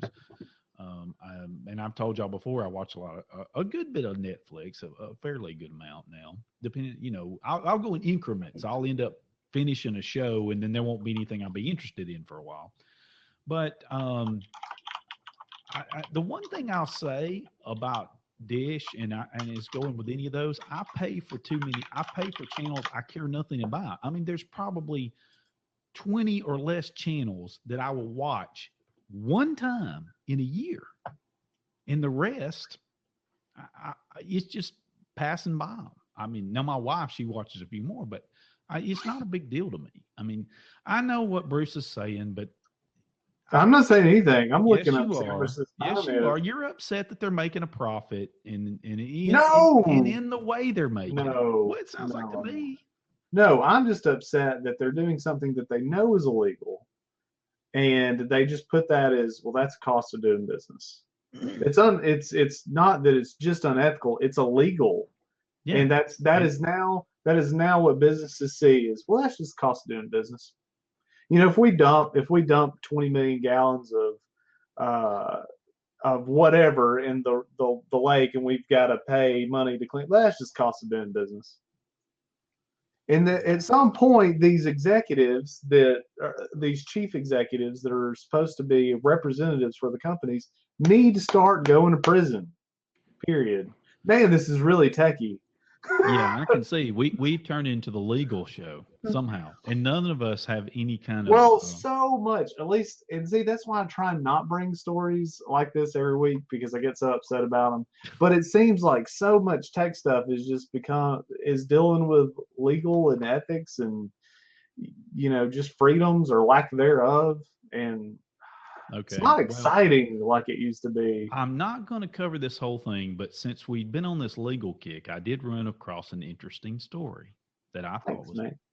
It's called "Robots Could Make the Supreme Court More Transparent." And to just give this a general once-over, what they're talking about is they have this algorithm that they have come up with. A couple of these scientists here, I guess, computer science, if you want to call them that. Good people. Yeah. Well, anyway, what they apparently, and you may know about this, you may not. There are a lot of unsigned decisions, be it from the Supreme Court, be it from even lower courts. They don't necessarily sign their decisions. And so a lot of times there has been a question as to who actually is giving this particular decision. Not all of them are that way, but many of them are. And several examples were given. And one in particular, they were talked about how they were doing this. They were comparing how many particular words they use or write, how many times they might use that particular word in the ones that they know about. Okay, so that, for example, they gave several of the different justices. I think they said they had one from Sotomayor. They had one several. I was trying to get down the list. I'm sorry, it's right down here somewhere. I did read this, by the way, but for instance, this is it. This is what I was getting to. Here we go. Ginsburg often uses notably and observed and stated, while Sotomayor favors observes, heightened, and lawsuits, shockingly. And so they take this data that they develop, okay, from actual decisions that they do know they actually signed, and they apply that, and then they go to unsigned documents, and the robot, they call it, it's computer, analyzes those, and from that extrapolates, hey, we think a percentage is possible that this one person wrote that. The bot correctly guessed who wrote 95 of them, of these 117 signed opinions. Yeah. So anyway, I thought it was interesting. It is interesting. And you've already had a lot of scotch. No, it wasn't scotch. I'm just laughing at the Might chat. as well be. I'm just laughing at the chat. Oh, I'm boring them, I guess. No. So robot I'm about to- computer I'm about can to- determine the writer of an unsigned decision. Yes. Yeah, we're gonna have to have the crickets sound effect for when Michael talks. Oh, I see. we do Okay. need a soundboard for that. Yeah, we're working So on it. I need crickets. I'm boring people. Okay. No, you're Well, not. It's not that it's boring. It's that we know what you're getting No. at while you're still talking. Long story short. Anyways, Cut to the chase. moving on. Okay. What's your next story? I've got No. one real quick. Yeah. here. No, go ahead. This one also came from Micah earlier this week. Apparently there's an issue. There's a battery problem with iPhone 6s I was like, and with 6s the Pluses. self-balancing scooters?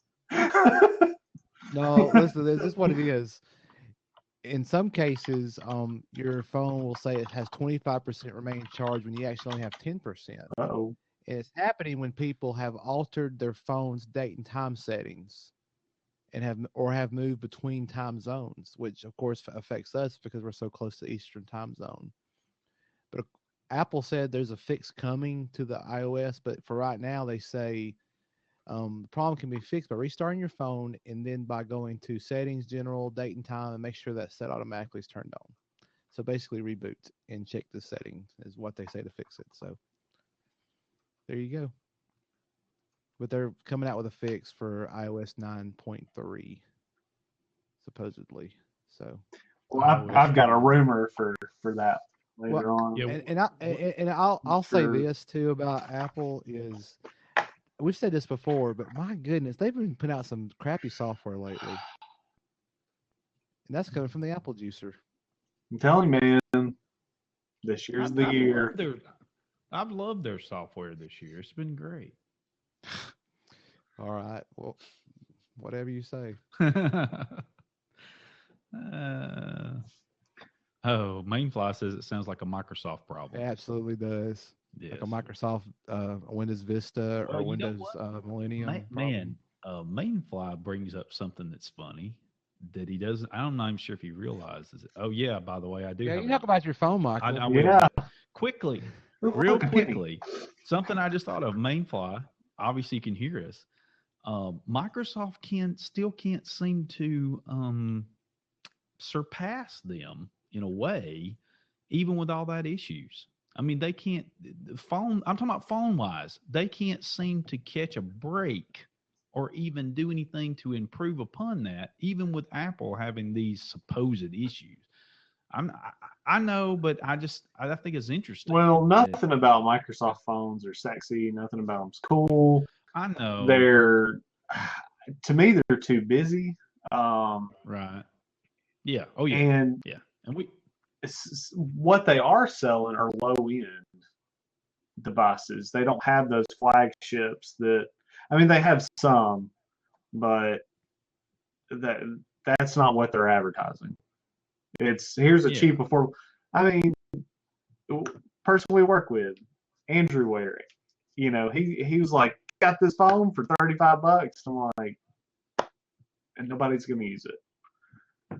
So yeah, of course, I mean, well, he got them for like his nephew or something, so they could play games on, right, and text. But it wasn't, it's not an iPhone, even if it was. I don't know. Yeah, I got you. Somebody in the chat room saying, yes, they're not compelling at all. Well, that and the company and the operating system is years behind Apple, and I do have to agree. I will say with the 950 XL, to be able to hook it, dock it, and then it be a computer, that's freaking sweet. But that's not enough to make me be like, I'm gonna go get a Windows phone. I'm kind of remembering a particular guest we had on back last year, late in the year, from Maine. He seemed to allude that he might like that kind of feature, that might be a phone he might consider. I can't remember his name. He'll chime in shortly. Will he? Okay. So since we're talking about legal stuff, Google says ISIS must be locked out of the open web. So I won't go through all of what it says, because basically that says enough. Just let me do it, okay? Give it to me. I'll do it. Well, to me, it's kind of short-sighted to say we don't agree with what they're doing. They shouldn't be allowed on the internet. What you should be more concerned about is the people that play into their propaganda. I think there's an education issue, not a access to the internet issue. The internet should be a free exchange of ideas, whether you agree with them or not, and whether they're threatening or not. It's to the point of the, it's on the end user's responsibility to be educated enough of whether they're going to go with that or not. Yeah, I know exactly what you're saying. It's a tough road. It's a slippery slope. Yeah, don't even go on the slope is what I'm saying. Well, I know, but I agree with you in a big way for one overwhelmingly particular reason, and it's this. At least for the United States, I go back to our Constitution. We cannot protect everybody from every single harm. Yeah. It's, in the Constitution, it states pursuit of happiness. Yeah. The general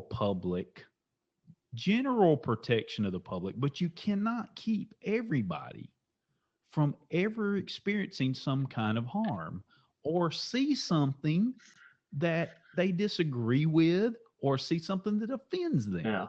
And in trying to do so, I think you're going to do more harm than good. Yes. In my opinion. I mean, I would say 99.9% of the people don't agree with what ISIS is doing, and that this is helping. The internet is making ISIS look bigger than what they really are. Well, okay, great.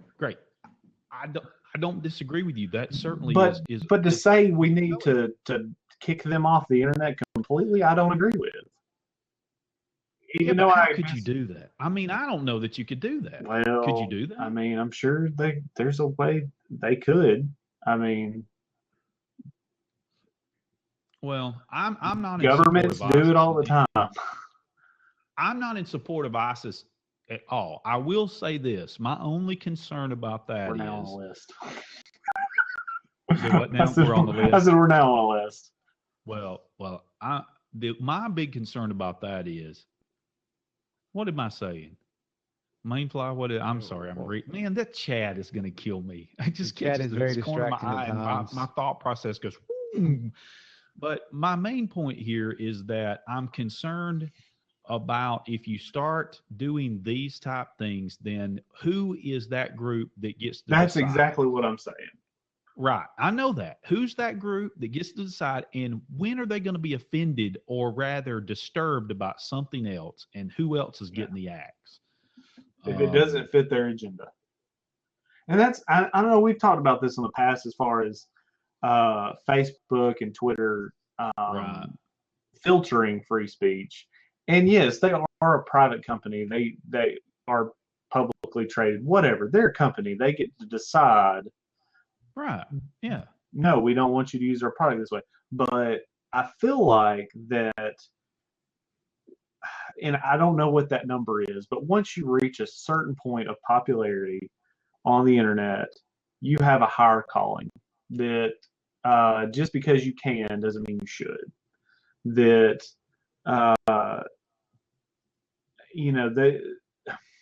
yes, it is our Constitution. It's not the world's Constitution, but those are supposed to be inalienable rights. Right. And if Facebook you can say if Facebook doesn't want you to use their platform as a place for free speech. I mean, it'd kind of almost be like the newspaper. If you wrote into the editor and they decided, well, we're not going to publish that. Yeah, but they do that all the time. Yes, they do. I mean, but what I'm everybody. But I'm not arguing with you. No, I mean, it's debatable. It's like, what do they do? Because then it looks like, Twitter supporting ISIS because they don't block everything. But to me, I'm saying they're doing a great thing.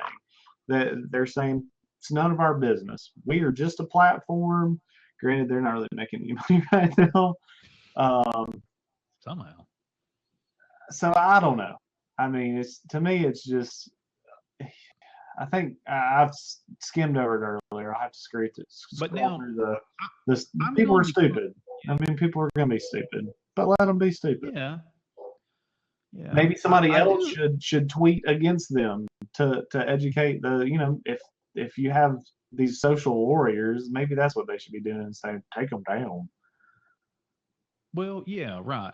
I do think that at some level, though, Twitter does have policy that says, well, if you meet a certain criteria, yeah, if you come to the level of what we will not tolerate, okay, then we're going to stop you.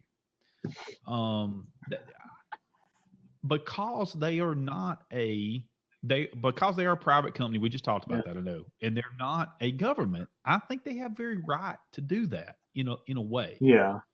But with Google saying we need to band together and just block these people out completely. I mean, yes, it seems very patriotic, but also at the same time, it's not. Yeah. Well, I tell you, the thing is, I think you and I can agree, and Guru's not chiming much in here. He has on other things, but he's I think keeping check of the board. I know he's doing a great I don't want to job. be on the no-fly list. He doesn't want to be on the no-fly list. He flies a list, lot. and I don't get to fly at all. Yeah. So anyway, long story. Right. So my point is that I think we both can agree that there are valid sides to both this argument. That you could see valid sides, but there are dangers to both sides of this argument too. I mean, I can see, but anyway, that's called editing. What? The comment before, read it together. Yeah, I get it. Yeah, editing, correct. Yeah, right. I know. So anyway, hey Guru, let's see. We're at 8:50. Why don't we go ahead and get your the thing we can take. The thing that we always do, whatever. Look, guys, I didn't get much sleep last night. I'm telling you. And now I've got to get up really early tomorrow. I'm traveling with my daughter and a like 60 other kids on several buses to Montgomery where they're going to go sing. And we have to be at the school at 5:45. No, 5:30 a.m. Well, in a little while. Wow. I'll be that way in about 2 months. I've got an early flight. well, let's on a get Friday this week morning in tech coming up. But history. anyway, This This week, week in tech history. this week in tech history, Bruce is ready to. He during a pre-show, he kind of was trying to Google guess gave me some the answer in a idea. now card earlier this week, and I was like, you know what? That's what I'm going with. But we'll listen All to right. the date first, All right, for those new to the show, I give Bruce a date. He does not know what I'm going to because talk I never about, read but I've the already show got this picked. notes.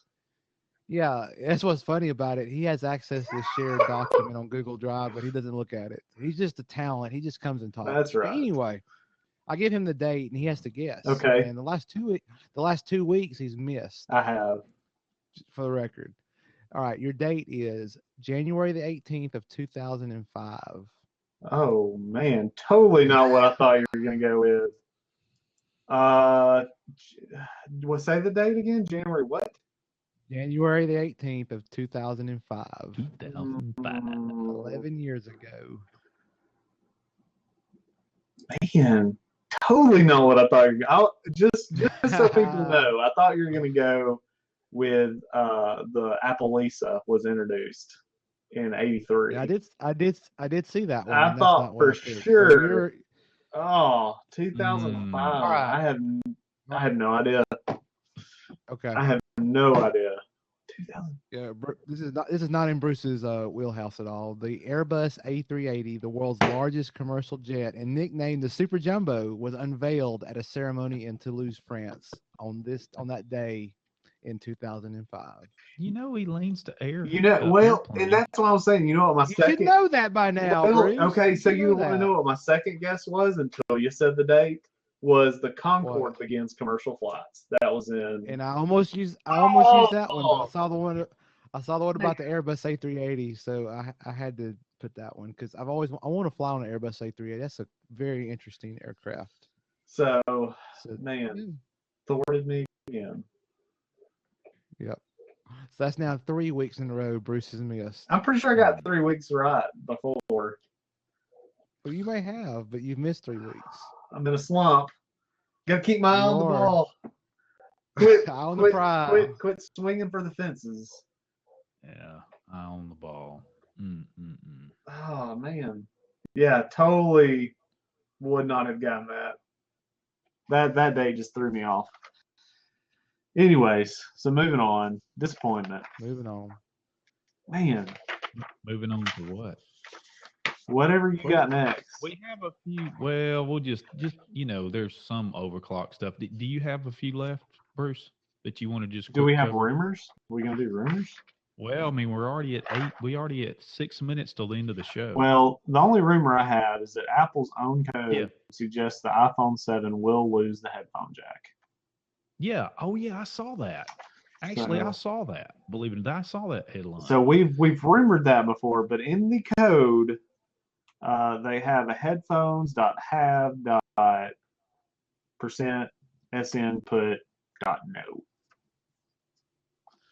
Oh, Dot I think that's a big no. mistake, Apple. dot, if you're oh, listening. well, Big mistake.